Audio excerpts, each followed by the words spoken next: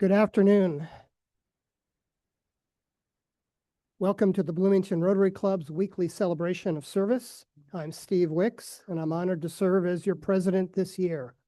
Please silence your electronic devices. On this day in history, January 6, 1821, the Indiana legislature approved the development of the future capital of Indianapolis. They still haven't gotten over it in Corridon. Mike Baker will deliver today's reflection.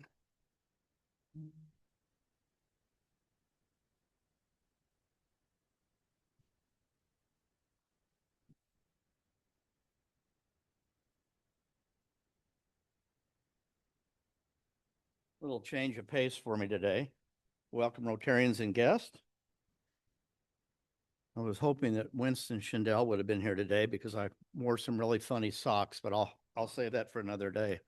So often well-meaning reflections can run over a bit over the 3-minute recommended length of time. I've seen some that have been as long as the Gettysburg Address. So I promise to keep this under.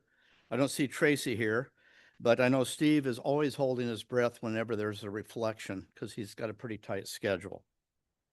So this is something I put together myself and doing a little reading or trying to come up with something that's short. Will be under 3 minutes. Our strength comes from our weakness. We can't do much about the length of time that we're alive, but we can do something about the width and breadth of our lives. And Rotary gives us the opportunity to grow both by building friendships, doing things like helping Teachers Warehouse, supporting our immigrant families, more need for that now than ever, lunch buddies, bell ringing, all these things help grow our width and breadth as people. Thank you.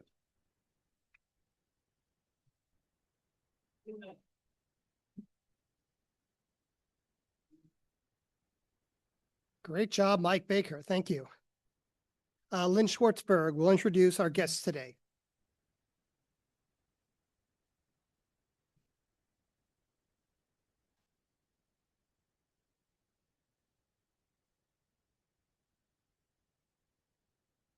Well, Happy New Year, everyone.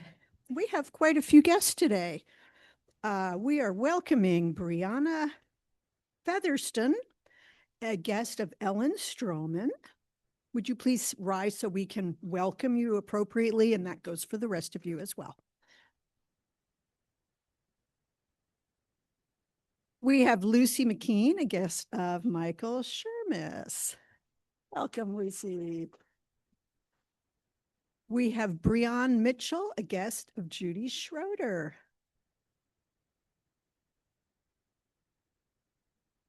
We have Linda Mitchell, a guest of Judy Schroeder.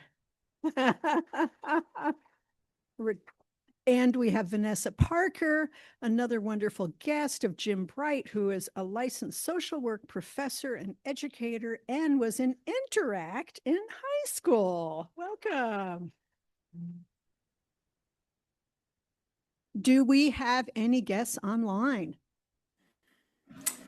Well, we are grateful to have Natalie joining us from afar, and then Raj and a lot of our other usuals, regulars on Zoom.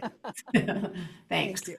If you have any questions about Rotary or want information about joining this amazing club, please speak to someone at your table, and thanks for joining us today.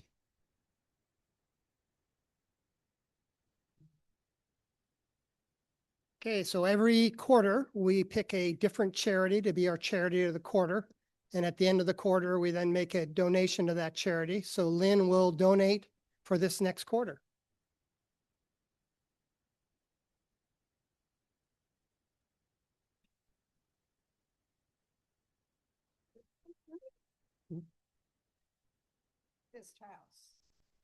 Okay, the charity of the quarter is Amethyst House. Okay, we have several birthdays to celebrate. On the 7th, Jane Coopersmith. On the 11th, Hank Walter. Also on the 11th, Chaz Mottinger. We have 4 anniversaries to celebrate. On the 9th, Scott Shackelford, 8 years. On the 10th, Kyla Cox-Deckard, Jim Shea, both 14 years. That was a good day for Rotary in 2012. And then also on the 10th, Michelle Cohen, 3 years. Announcements. First one is a real fun one. Peyton, could you stand? So Peyton was one of our mystery Rotarians in December, and she is finishing her last semester of law school, and she is getting ready to prepare for the bar, and now she's planning a wedding. So congratulations, Peyton.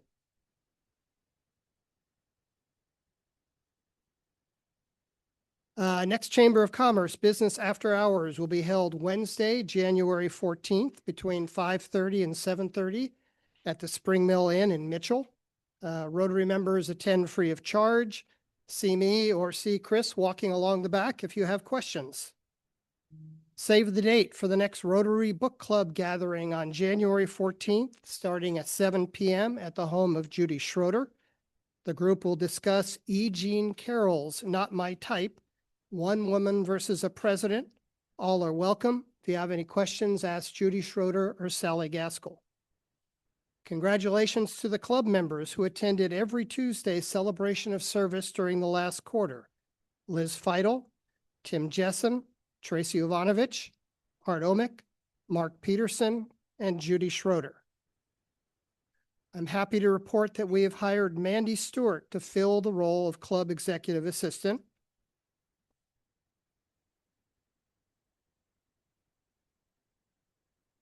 She'll have very big shoes to fill, so please be patient.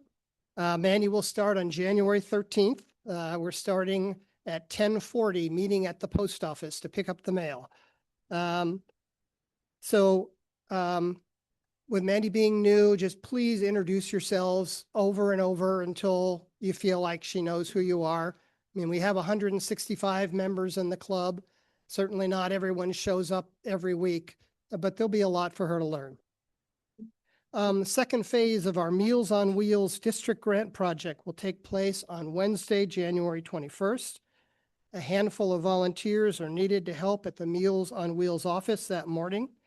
In addition, multiple club members are needed to make donations of specific items.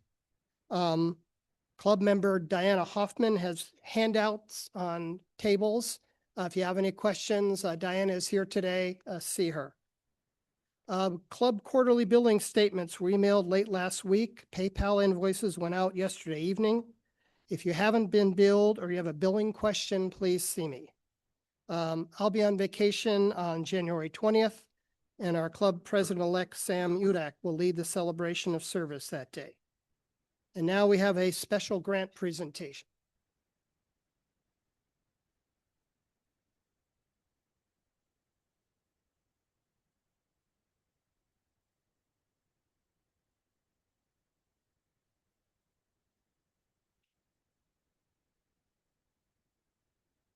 Hello, everybody. If I could ask Leslie Kutchin-Cow and Alon Barker to join us up here.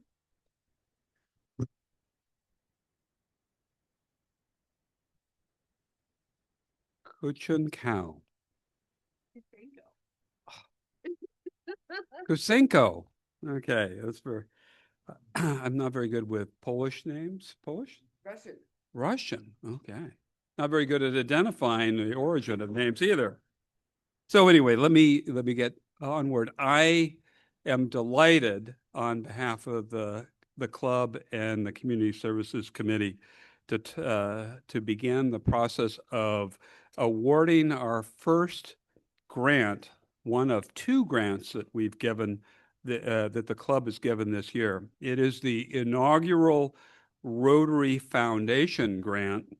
That is, the Rotary Foundation is operated under the leadership of Alon Barker behind me just this year, but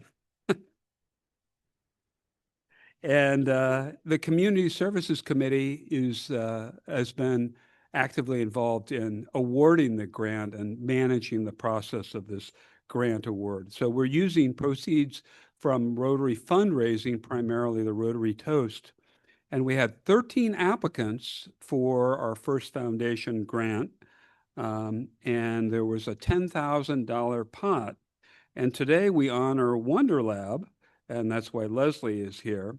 Wonder Lab is receiving a $6,000 donation. That is most of the, a little more than half of the pot. And she's going to quickly summarize what that money is going to be spent for. Oh, I'm way shorter than that. I'm ecstatic about this opportunity. This was an idea that came across from our education director. So thank you for the opportunity to speak with you today and the commitment to serving Bloomington community through Rotary. As students finish the school year and head into summer, many families face a real gap in safe, enriching opportunities for children, as well as what do we do with the kids on the last day of school. So Wonder Lab came up with the idea for schools out for summer and block party. And so what this block party will entail will be a Rotary service section where kits will be created for students to take home. The grant actually covers the museum to be free admission. There'll be food trucks, bands, hopefully, and a bunch of different community organizations that will provide services for kids to have less of a gap in learning throughout the summer. So including summer reading clubs and materials for that. So this project directly advances Rotary's focus on basic education and literacy, economic and community development, and maternal and child health by preventing this summer learning loss, linking families to resources, and creating a safe celebratory space for kids and caregivers throughout the evening on the last day of school. With your support, Rotary and Wonder Lab can launch this pilot event in 2026, and we thank you for this because we hope that this will be an annual event from now on. So thank you to the Rotary Foundation for this opportunity. One last thing that I forgot to mention is in the late spring, when this event occurs, there will be a number of opportunities for Rotary volunteers to participate in this. And so we're really excited about that as well. So we will make you aware of that.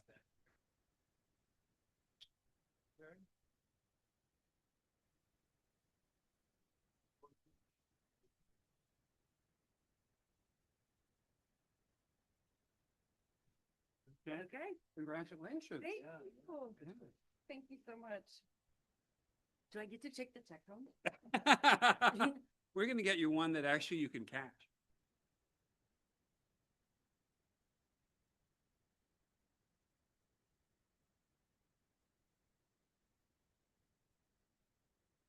Thank you, Dave.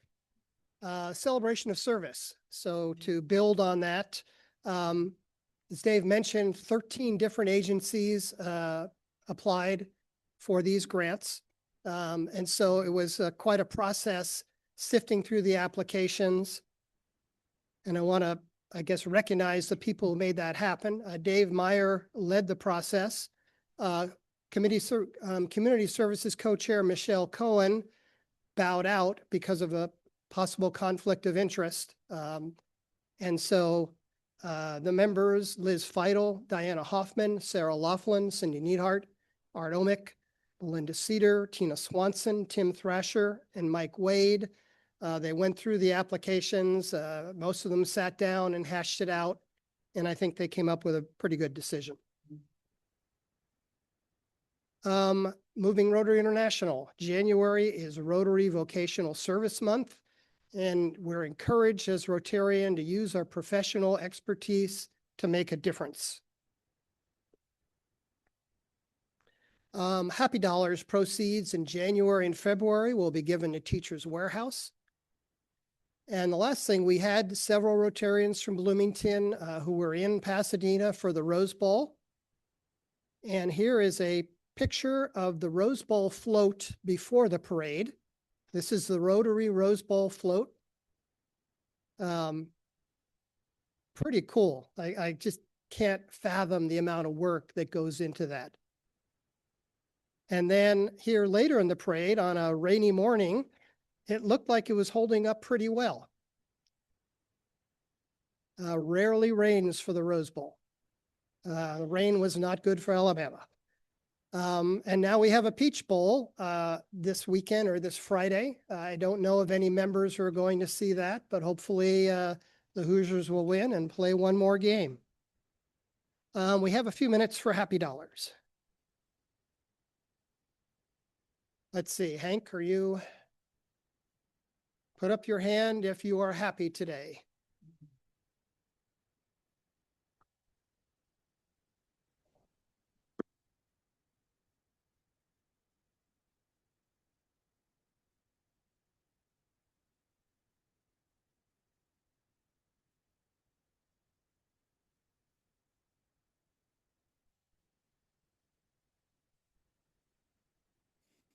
Hey, Steve, we can't hear on Zoom. We're trying a different microphone. I'm happy because my daughter got married on New Year's Eve, and we had what many people said was probably the most rockin' New Year's Eve party they'd ever been to.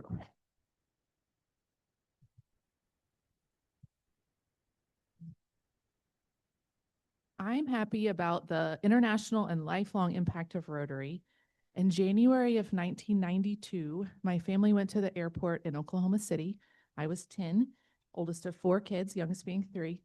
And we picked up this 18-year-old Australian kid, us and a bunch of other Rotary families. And he came home with us and he immediately was my brother. He started calling my mom immediately. He lived with 3 other host families, one of them being my aunt and uncle. He came back a couple years later, he lived with us again, kept in touch, brought his now wife, fiance back a few years later, has come throughout the years. Last summer, he called my mom. I happened to be there with the baby, and his father was unfortunately not doing well. And at the very end of the conversation, he goes, "Oh, we're going to move to the States." Mom's like, "Wait, what?" He and his wife and 3 of their kids moved to about an hour outside of Chicago this summer. Last week, I got to visit their house. Last Friday night, we were at my sister's in Milwaukee. He and his wife came up. All of my siblings were there and my dad. We all went to dinner, and my dad texted us the next day and he said, "It was great to have all of my kids back together again."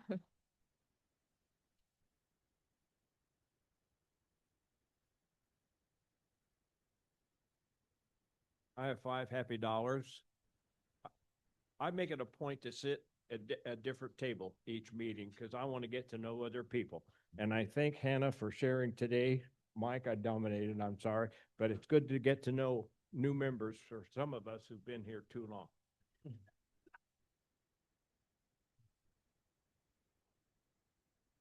Well, my project, I'm happy about my project for the holidays, which has been trying to get legal counsel and guide that process along for a member of the Mohammadi family, Jawed, that is Amina's wife. You may recall Amina's husband.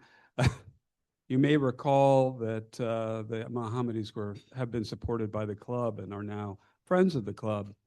Jawed was arrested by ICE early in December. And what happened over the holidays just was on New Year's Eve, with the club's help, we filed a petition in federal court for unjust incarceration on Jawed's behalf.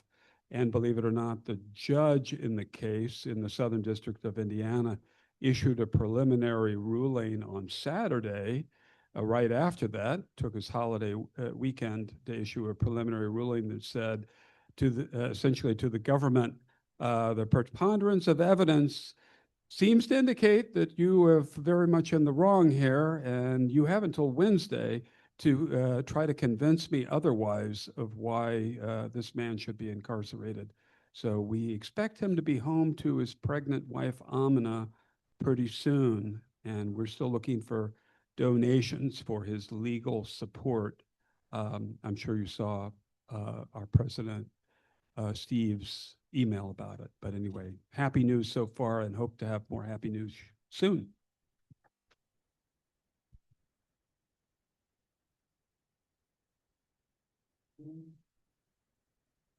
We have any online, Joy? We do not, Steve.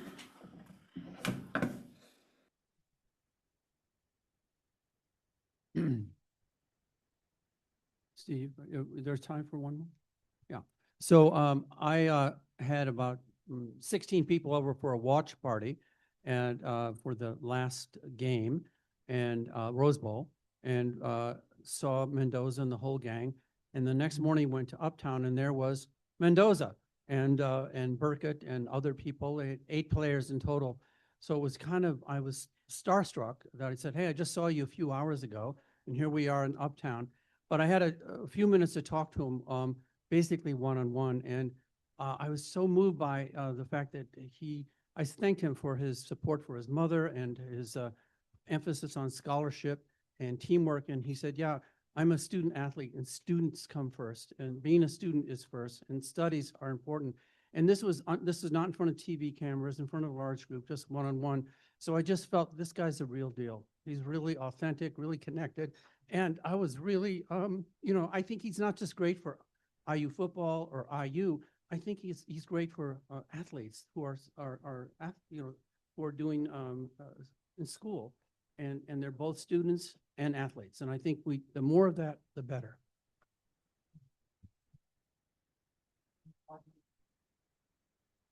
$50. Thank you very much, everyone. Jeff, did you suggest any plays for the Peach Bowl? Yeah. Excellent. Good job. Judy Schroeder will introduce our speaker today.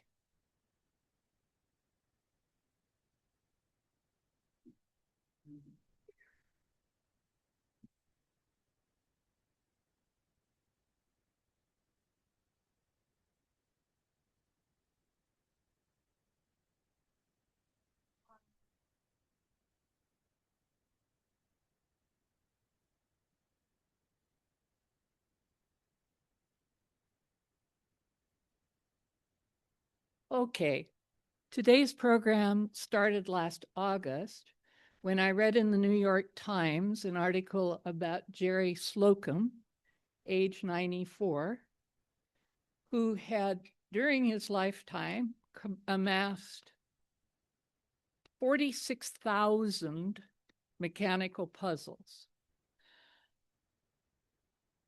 He donated most of those to the Lilly Library here in Bloomington. And we have Breon Mitchell, who was then the director of the Lilly Library, to thank for that.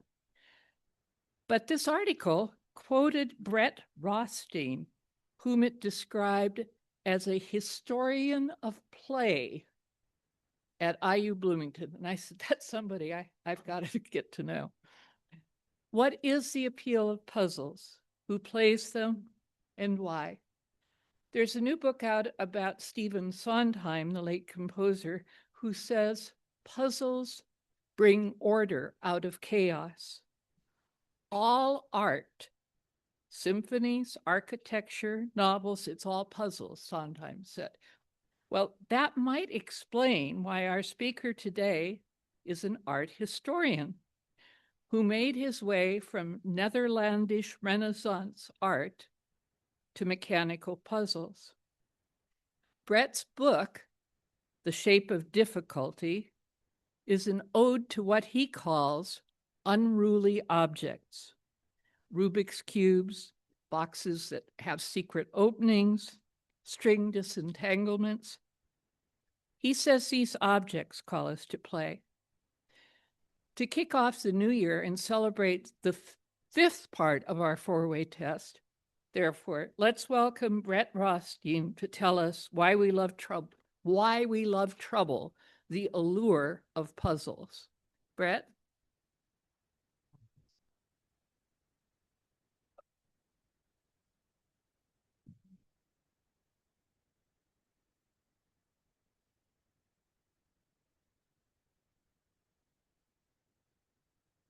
So I want to begin by thanking Judy Schroeder, Steve Wicks, and Michael Shermis for the opportunity to speak today and for helping set me up. I want to thank all of you for coming out today, even though it's gray outside. It's been nice and warm, unseasonably so. Oh, Can people hear me okay? Oh, is that better? Okay, I'll pretend to avert my gaze. I want to thank everyone for coming, because even though it's gray outside, it is unseasonably warm and it's hard not to be out there. But it is a pleasure to see you all here and to be able to spend some time in your company. As I speak today, I would like it if we could bear in mind a basic question, which is why in the world we go out of our way to get in trouble. Not all the time, but once in a while, under certain controlled circumstances. If you think about, much of our existence is given over to making the path through life easier. Traffic patterns, tax forms. We don't want trouble, except that sometimes we do. So I want to talk about the times when we do. And I want to start with a moment of abject, highly public failure. Because one of the problems that I've run into over the years when I talk about puzzles is they tend to intimidate people. We're so concerned with getting things right that we forget how you got there in the first place. And so we'll start off with that guy failing very publicly at the headquarters of the Hanayama Puzzle Making Corporation in Tokyo. How I wound up there is its own problem. But yeah, that's me about 45 seconds from being brutally ejected from a competition. We had to solve a set of mechanical puzzles timed, which I think is a terrible idea, but it was a chance to go to Japan. And to do it publicly, which I think is also a terrible idea. I tend to be a solitary puzzler, but it was a puzzle I'd solved before. I knew the solution, but I froze. It happens. But all the while, you couldn't see me thinking it in this photograph, but I absolutely was thinking, how did it come to this? How did I wind up in this situation? I was a specialist in Renaissance art. I had a publication record. I was supposedly right about some things in print. I can tell you what happened. It's his fault. It's Breon Mitchell's fault. And I thank you for it, he landed the Jerry Slocum collection here in Bloomington, Indiana, and it changed my life. In the spring of 2007, I got a job offer from IU. And I called up a friend. We'd gone to grad school together. We'd chaired sessions at conferences together. We'd both specialized in Renaissance art in Northern Europe. I called her up, said, hey, I got this job. I'm going to be moving to Indiana. And her first response was, oh, you got to go to the Lilly Library. They have a terrific collection of medieval manuscripts. I said, yes, will do. Thanks for reminding me. Hung up the phone, brought up the web browser, looked up the Lilly Library, and the first page was a big splash about the Slocum donation. This was 2007. I did not get to the manuscripts until 2017. I'm not kidding. I'm not kidding about that. I really didn't, because everything changed. I had a book on Netherlandish art that was largely written, still not finished. I completely changed course. I had to retrain. I had to study mathematics. It's been painful, and I get a lot wrong, but that's why I'm doing it.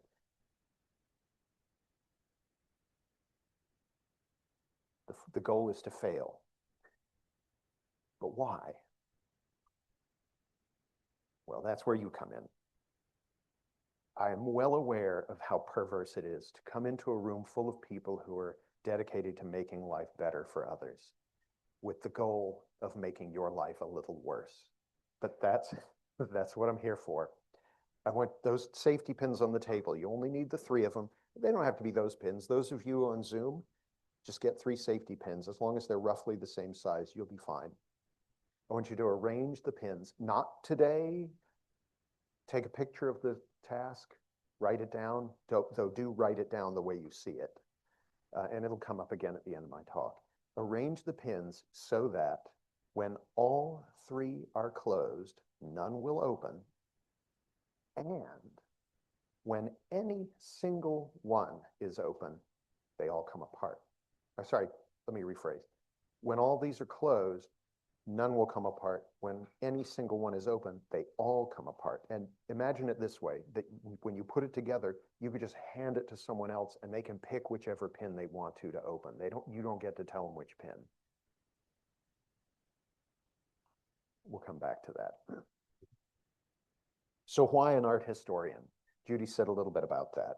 I want to say a little bit more, because in some ways a historian would be a more natural pick, or a mathematician, especially if you think about something like the puzzle that's on the cover of my book, which is this. It just is like, this is for the Zoom people. It is essentially like you dropped a Rubik's Cube at Chernobyl and came back for it 6 months later. The edges turn, and as they do, the pieces get mixed up in really kind of alarming ways. The picture of it on the cover of the book is only about 8 moves in.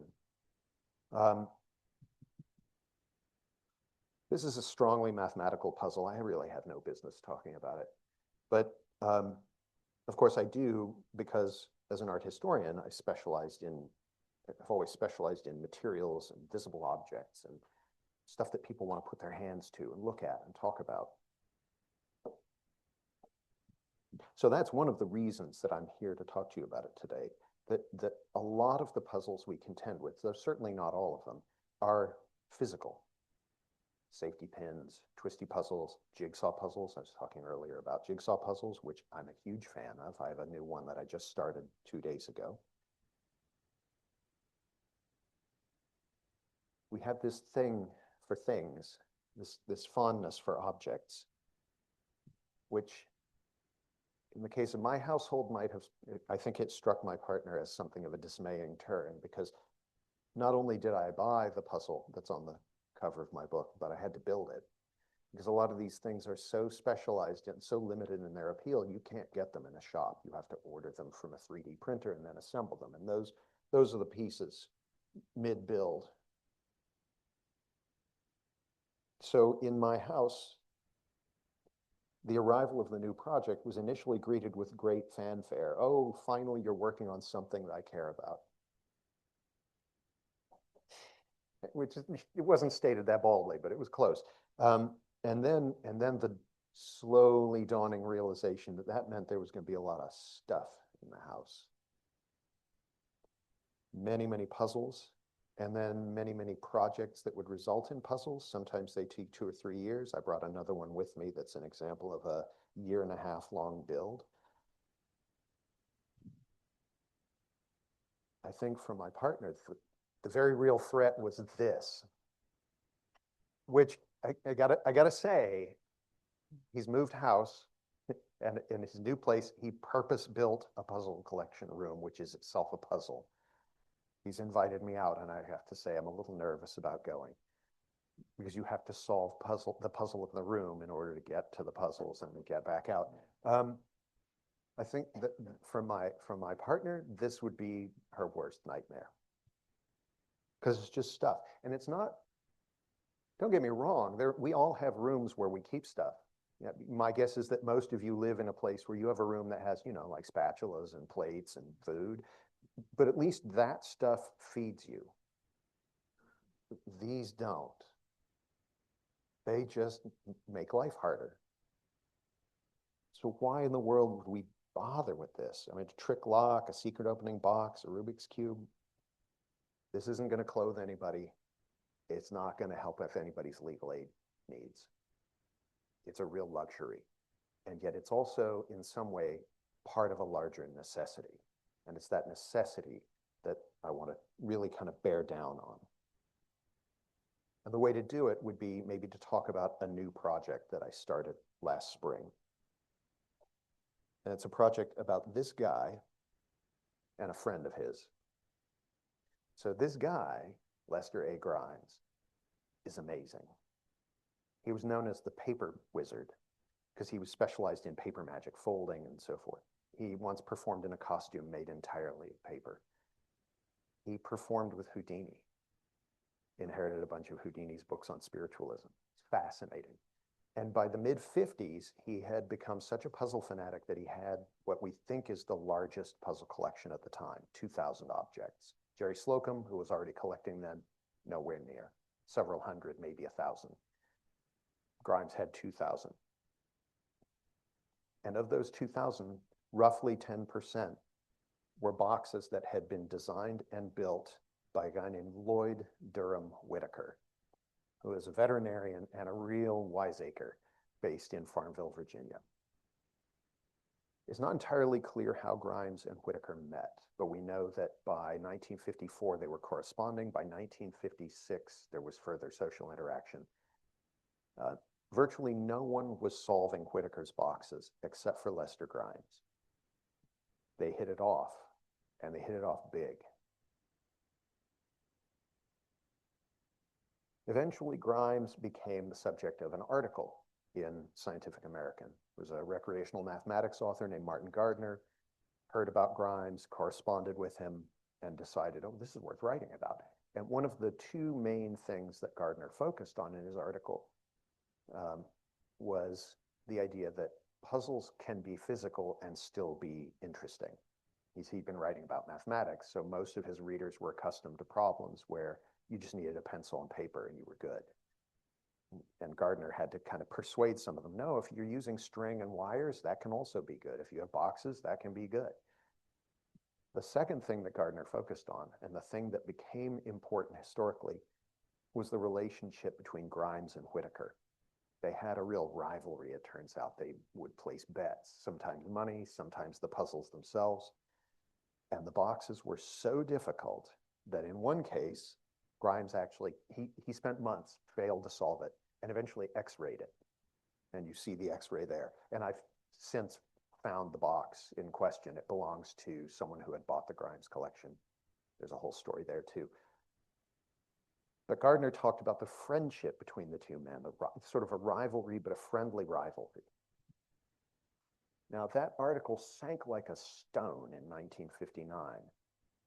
But 2 years later, it was reissued in a book of articles initially published by Gardner. And since then, Martin Gardner has multiple volumes that republished his columns.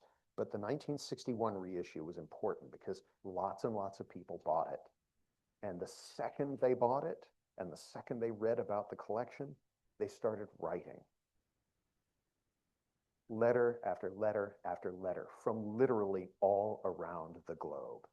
They didn't know what they were going to get, but they wanted it. And a case in point for that is the letter on the right from a guy named Junji Tanaka, who is himself fascinating. The translator of mysteries, murder mysteries, an author also, but also in the 70s ran a kind of puzzle society. So he wrote to Doc Whitaker, who had by that time died. And Doc's daughter wrote back and said, oh, I'm so sorry, my father has passed, but if you would like, I can send you some puzzles and some solutions, but let's start small. Because there was some part of the exchange where Tanaka essentially said, I'll buy everything. That's the kind of energy people were bringing to this. So she wrote back and said, why don't I send you 5 boxes and the solutions? Tanaka writes back and says, just send the boxes. She sends the boxes. A month later, she gets a letter, send the solutions. So she sends the solutions along with an inquiry, would you like me to send more boxes? To which she doesn't have the letter, but she says his response was, nah, I'm all set. There's a reason for that I'll come back to. For now, well, the reason, I guess I can talk about it. The reason for that is this box on the lower left, I have that. The family gave me that last year. And it's an unusually accessible one. It kind of tells you what you need to do, but there are a lot of these boxes where you don't, like this one, you can slide the top and there's some things like the key comes off the shackle and these little things down at the left-hand side, they move back and forth. But a lot of these boxes, they don't have any movement, that you just are listening to what's going on inside and you might have to put a magnet on. They're incredibly hard. And the reason that they go from being kind of accessible in the mid-50s, that one was dated from 1956, they go from being accessible in the mid-50s to almost impossible by 1958 is because Whitaker was only designing for Grimes because Grimes was the only person buying the boxes. And so if you haven't solved all the stuff that Grimes has solved, you're probably not going to solve the late boxes. So Tanaka, he got some stuff from 1968, or 58, which is just devilish. I mean, these things are so difficult. But people were hungry for it. They didn't necessarily know that was what they were going to get, but they wanted it. And that's what's fascinating about this puzzle subculture, is that these objects, they are luxuries, yet they are at the same time somehow a necessity. And societies, whole societies have arisen dedicated to this. The International Puzzle Party, which is going to be the subject of a documentary film in about a year or so, depending on funding, by the guys who made the Humongous Fungus Among Us. If you haven't seen it, you should. And then the Dutch Cube Day, which is one of the oldest annual puzzle gatherings in the Netherlands. Then, by the way, I'm in both of those photographs. I was lucky enough to be able to go to each. There's a kind of hunger that you see. It's especially concentrated in these groups, and it's a hunger that I felt from that first time I looked at the Slocum webpage. But there's a kind of hunger for difficulty of a manageable, limited sort. And I think the reason for that hunger comes through really nicely in the case of Lester Grimes, there on the right, and Doc Whitaker on the left in that photograph.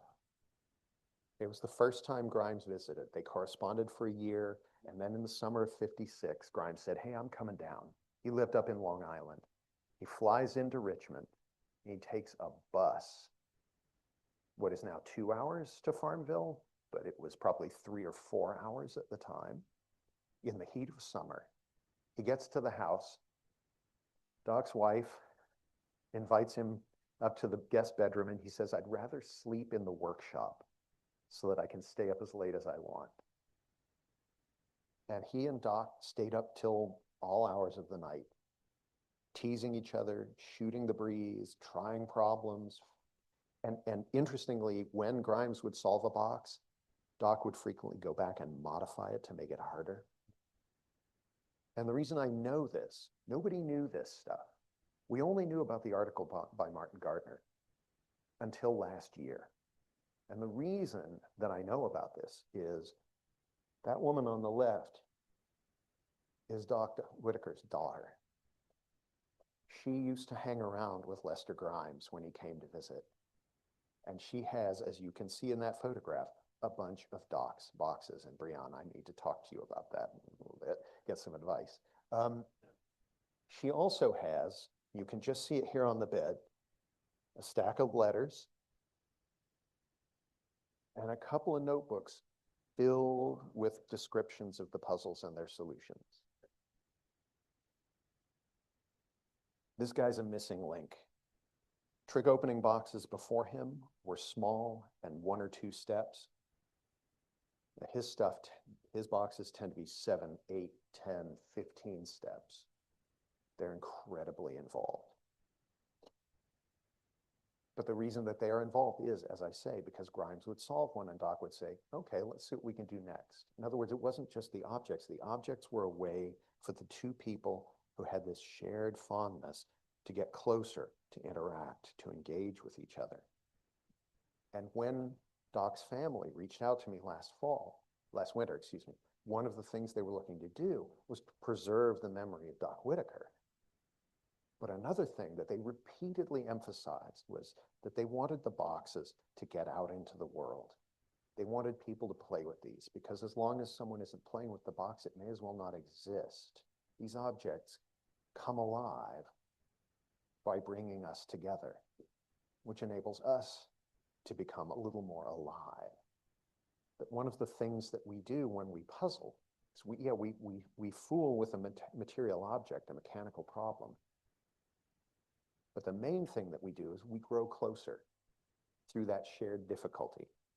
The first puzzle party I went to in 2010, a Finnish designer walked up to me. He spoke no English, I spoke no Finnish. except for 2 words. He said, "Try this." And he handed me one of his designs. That was it. He didn't know me. I didn't know him. But he knew why I was there. And I will say, I failed to solve it. Just sensing a pattern. But in that moment, there were 2 people who still connected across all sorts of gulfs, all sorts of differences, which is why I want to make trouble for you now. I want you to arrange your safety pins in such a way that when all 3 are closed, none of them will come apart. But if any single one of them is open, they'll all come apart. And I know what I'm doing because I've been through this with people before. This is a text thread from a good friend of mine. He sent me that photograph and I jokingly said, "Nope." And then later my daughter said, "Yeah, you hurt his feelings." I don't mean to. It's just one of the risks with puzzles and difficulty. But that's also one of the risks with human interaction, which is maybe the best thing about the puzzle, is that this inanimate object can let us have more interaction, can bring us closer together, and in the process, keep us mobile, remind us that we don't really have as much control as we think we do, and thereby keep us a little more porous, a little more open to the rest of the world. Thank you very much.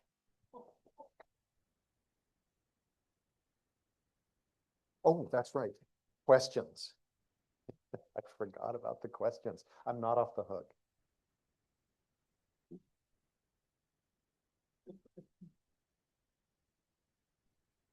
Yeah, I've got a question. You talk about these puzzle boxes. What is the goal? Is it to open the box up? So when I refer to sort of secret opening boxes or trick opening boxes, that's a huge kind of category. I'm just using a term because it's legible. It's really a process of what we call sequential discovery. In some cases, they're locks. In some cases, they're boxes. That one that I showed you earlier that looks like a box is actually just a lock. You can only get the shackle off, and the rest of it stays closed. So, but the goal is to have something where there's an internal mechanism that you can't necessarily see, but you have to figure out how it works. Does that help? Thank you. Tell me about your partner.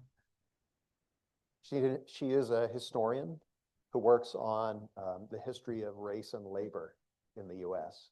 So for her, Netherlandish art was fine. She understood. I mean, I was writing about religious objects and she understood how that was important, but it always seemed very remote.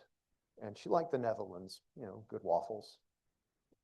But it all seemed very distant and very remote and very museum-ish. And then when I started working on puzzles, something shifted and it felt more immediate to her. But also she saw a change in me.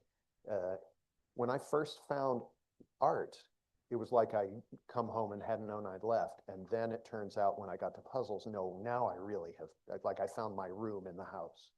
So for her, I think that was a big part, was just, and it's why she tolerates my study looking the way it does.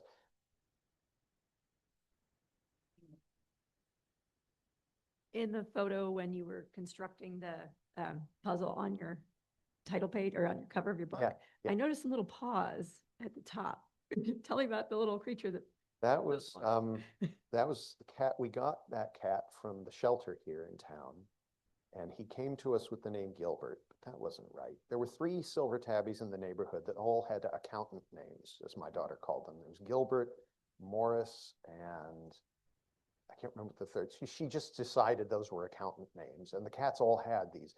So she renamed it after a sweet dessert, but he was not sweet. He was super smart. He learned how to flush toilets and he had object permanence, but he was kind of mean. And so I renamed him Francis Begbie after a film character who's a lot of fun until he suddenly isn't. And then he gradually became known as Frankles, and that was the final name. He was a super interesting animal, but not very nice.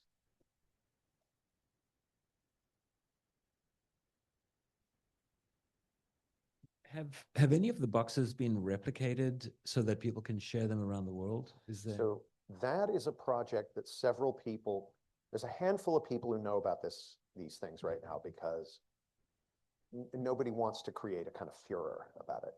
There are enough of these boxes that survive that there could be a feeding frenzy. So people want to kind of slow roll how this comes out. But there are a couple of people who own some of the boxes who do want to replicate them. And I have to say, the one that they gave me, if somebody wanted to replicate that, I would be fully in favor of it because it's an absolutely brilliant design. It works flawlessly. It communicates just enough. It's just difficult enough. No one will ever replicate Doc's peculiar style. When I brought that box into our house after my visit to Virginia last April, without hesitation, my wife said, "That's the best looking thing you own." Like adamant. And it's an odd remark to make because it clearly is the product of someone who doesn't have formal compositional training, but these things are kind of lovely, but in a very Joseph Cornell sort of intuitive way. But to have them replicated would be I think people are going to want to do that. And the family wants it. I've noticed something about the people who are in these, your illustrations, and that they're predominantly men. Oh, yes. Is there something about this that appeals more to men than to women? Can you comment on this? I think it's primarily an issue of opportunity. A lot of the puzzle subculture, a lot of the groups that have formed in engineering circles. And since the disciplines associated with engineering are largely populated by men and white men and upper middle class white men, there's a structural issue there. There are women who come to the puzzle party. There are actually a fair number of women who come to the Dutch Cube Day more. There's a higher proportion at the Dutch Cube Day because the Dutch Cube Club has a history of involving women, and the Rubik's Cube craze had a much broader appeal. So I think a lot of this is kind of cultural habit. I don't think it's a matter of affinity. I don't think it's a matter of firepower, intellectual firepower. My daughter, when she was 10, I brought a puzzle home that my brother had loaned me. She was 12. I brought a puzzle lock home, very large 7-step puzzle lock, beautiful thing. And I had gotten 4 out of 5, 5 out of 6 steps. I was stuck on the last step.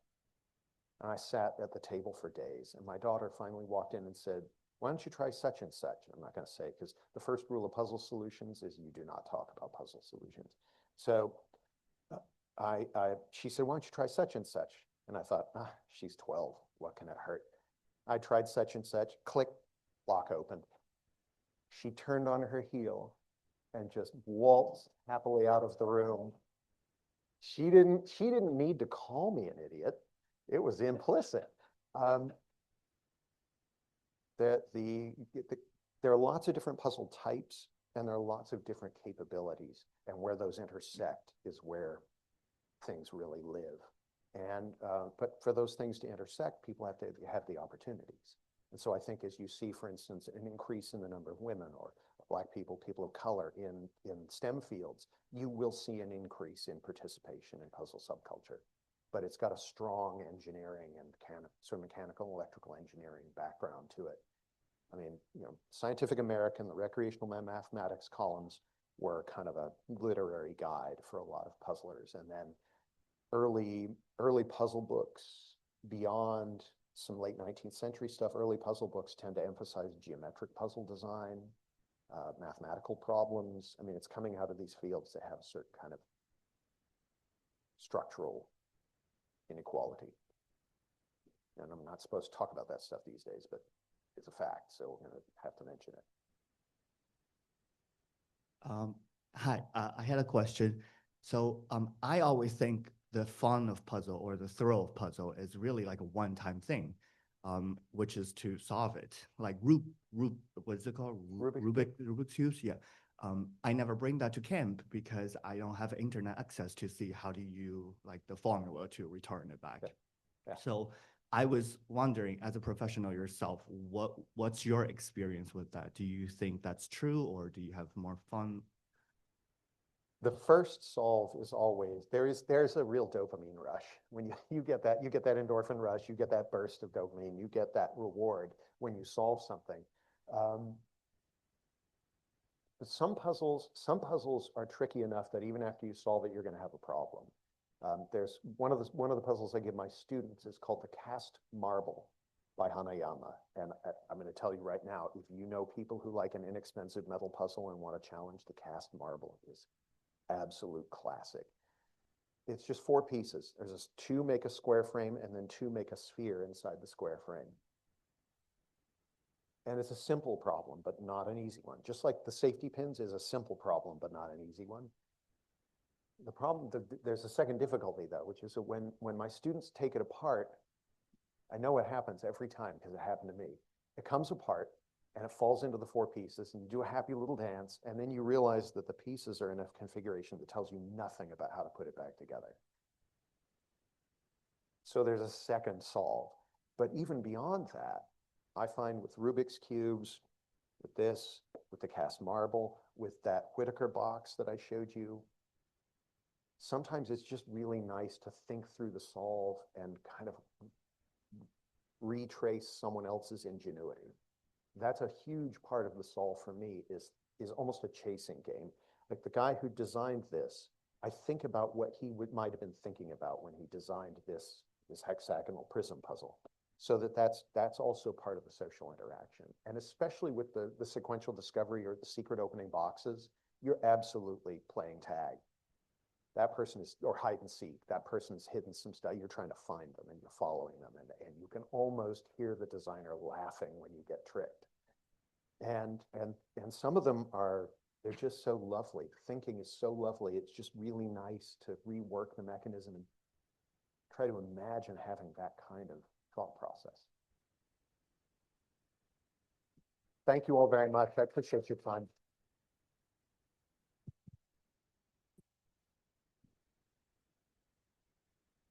So did anyone solve the 3 pins? I see 3, 4 hands.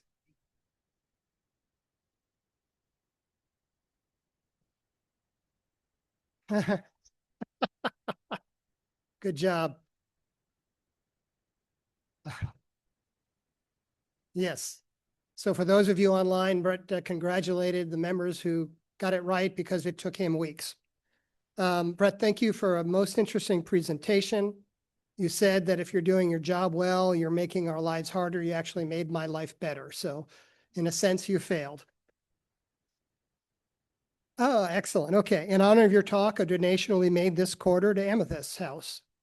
I'd like to thank today's volunteers, Connie Shikalis, Lynn Schwartzberg, Judy Schoder, Joy Harder, Mike Baker, Kyla Cox-Deckard, Hank Walter, Jeff Richardson, Dave Meyer, Alan Barker, and Leslie Kutsenko.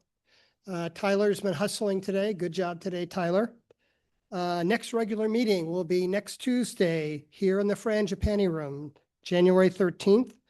Jane McLeod will be here to speak to us about Traveling University.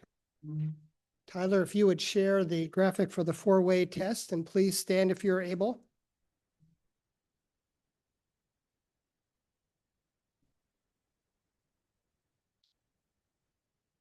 Of the things we think, say, or do, first, is it the truth?